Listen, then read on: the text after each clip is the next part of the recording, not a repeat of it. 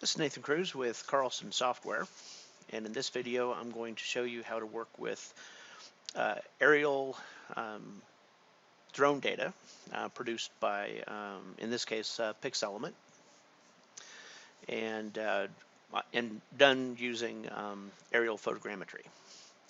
So the first thing I'm going to do is make sure that I'm in the right projection system so we can get everything to line up correctly. And in this case, I know the project is NAD Michigan South in feet. So I'm going to select that. First thing I'm going to do is I'm going to load the cloud. And this cloud data is on the USB demo data, under demo data, aerial drone survey called Michigan Quarry. And right off the bat, you see that even though we have the bare ground filter turned on, this data has not been classified yet. So I'm going to turn that off. It also doesn't have a projection automatically set. So again, we do detect that as soon as you select one or more files. We'll tell you the total number of points in there. We'll tell you how many points are going to actually get loaded based on your thinning factor. So if I change this, for example, to 20, we're going to get around 1 million points or so. I think I'm going to set that to something like 22, maybe 25. But I'm going to show you how to do the voxel filter anyway, so we'll load it a little bit more densely. So instead of 17.6 million, we're going to load 1.76 million. It's not classified, and it doesn't have a projection. So the default is for us to use a projection, but in this case, it's not there. So we need to manually apply it. And I'm just going to select, since I've set that as my settings default, I'm going to go ahead and pick that. Now, if I didn't know what it was, you can just start typing the name, and you'll see that we list everything that matches. So it makes it a lot easier to find these, because it is a very long list.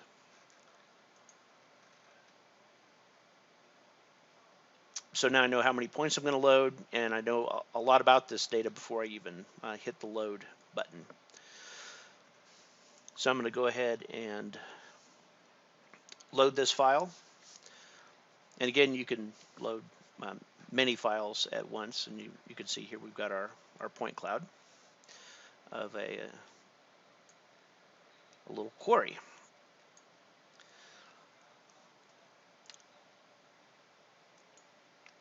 So now we can do things in here to further refine and clean up this point cloud, or we can just start thinning it and creating our tin surface, and then I'll show you how to overlay the aerial drone image on top of it. But what I'm going to show you real quickly is how to get rid of things like cars and anomalies that you may not want to have in there. So what I'm going to do is draw a polyline. Move this off to the side just a little bit, so you can see the top of the car or the truck, and it's nice and flat all the way around it. So I'm just going to pick a couple of points around the truck, and I'm going to hit C to close. Then I'm going to reselect the point cloud, and I'm going to use the crop or delete points by polygon command. I'm going to select that and hit delete points. And then I'm going to delete the polygon itself, and you can see that we've just taken out the anomaly that we don't want to show up in our surface. Now, we have another really big one over here. You can see this big conveyor machine that's obviously in the point cloud. So what I'm going to do is use a more plan view, and see if I move this down just a little bit. Change my orientation just a smidge, and I'm just going to draw an outline where I can see this anomaly exists.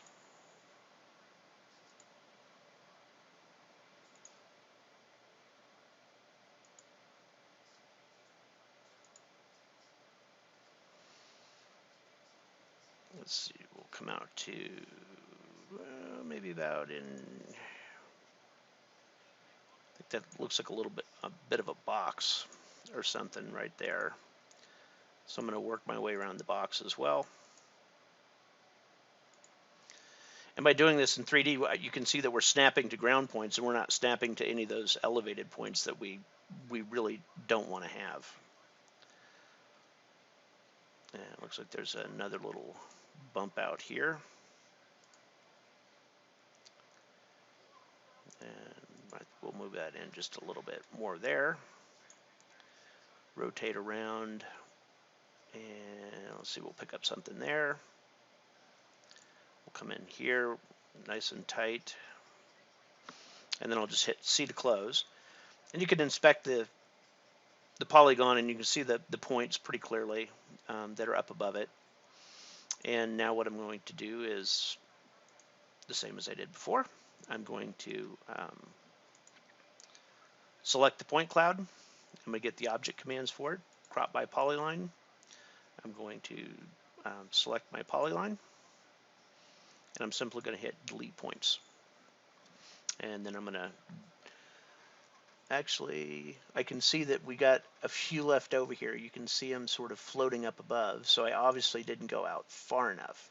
So what I'm going to do is pull this out a bit more, pull this out,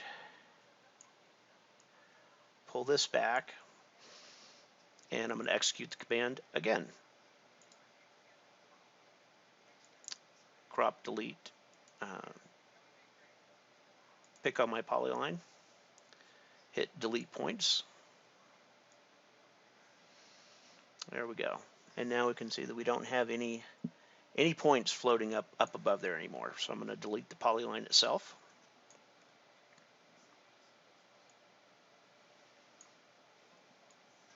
There's a couple other anomalies up here as well that we can get rid of, and you would just do it in exactly the same way. And we'll just do a 1 foot.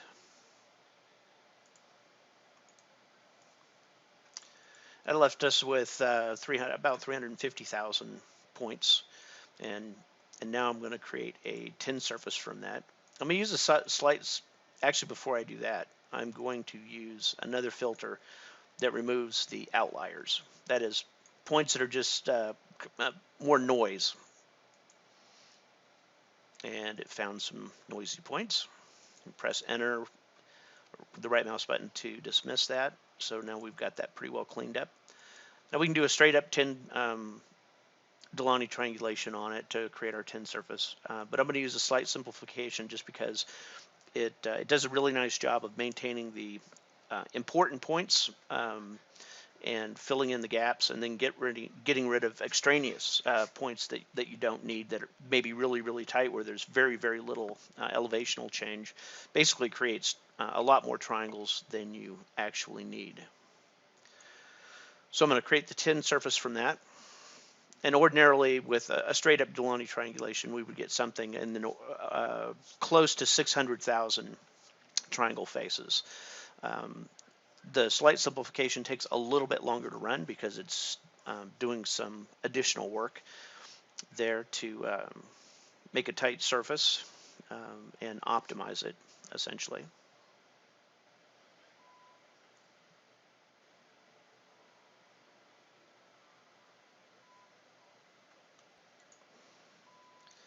Okay, and our tin surface is created. So now what I'm going to do is turn off the point cloud, and I'm going to go to the Materials tab, press ground, and I'm going to give that a little bit different color here so we can take a look at it. And if I highlight the tin,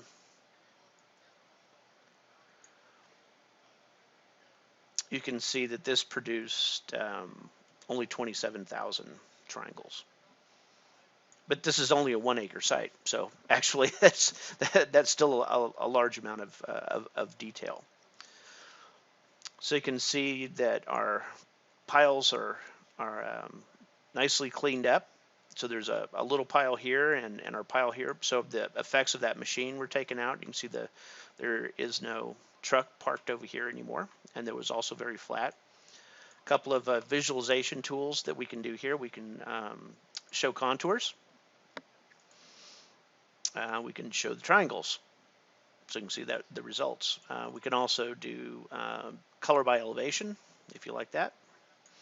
And we can also do color by slope zone. So I'll put it back into textures.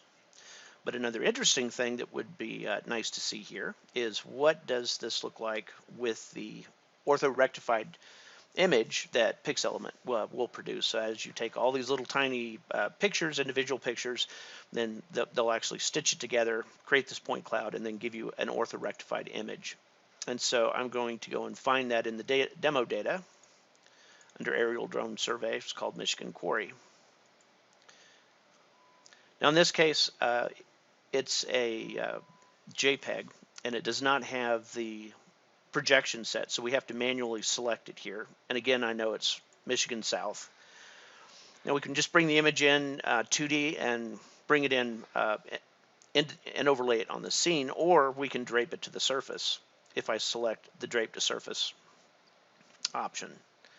So I'm going to hit OK. Now we're showing the textures and the draped image at the same time. But now what I'm going to do is roll in here, and you'll be able to see the orthorectified aerial image superimposed now on the onto the surface that we just made, and you can see where we flattened out where the truck was. Took the effects of that out, but you can also see the amount of detail that we do have as far as the very high resolution job, and just how nicely that it matches the surface that we just built.